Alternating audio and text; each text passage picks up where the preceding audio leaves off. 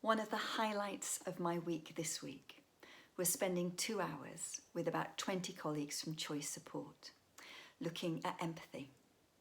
Now, this is part of Choice Support's overall direction and strategy towards answering two questions. What's getting in the way of you doing your best work? And how can we bring decision making as close as possible to people? And one of the ways that we can support each other to do our best work is by how we show up, our leadership, and particularly vulnerable leadership, and that includes empathy. So we had 2 hours looking at the 6 empathy misses, although now Brené says it's 8 empathy misses from the research from Brené Brown, and looking at what it feels like when somebody creates an empathy miss for us.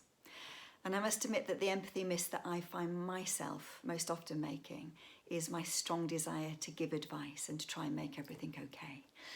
Not surprising really, given that my background is occupational therapy. It's all about how can I fix, sort, problem solve, make okay. And for me, I recognise what an empathy miss that is, to go straight in with, here, let me help you fix that, rather than, that sounds awful, let me be with you in this. One of the big things that we looked at is the difference between empathy and sympathy. And we explored which of the empathy misses we're most likely to make.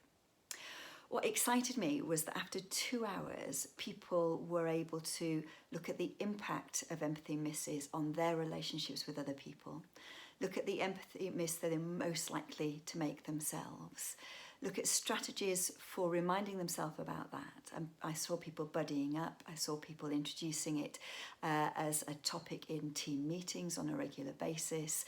I saw people finding accountability partners and a set time each week to check back in with each other. But what was really brilliant from my perspective is the feedback that I got from Dave, who's the operational manager for Choice Support, about what he was noticing about conversations that were happening at the session, and conversations about emotion and talking about emotion and how we move forward, thinking about empathy as opposed to sympathy. So again, it's wonderful to be part of supporting an organisation like Choice Support to move in this direction and to really recognise the significance of empathy.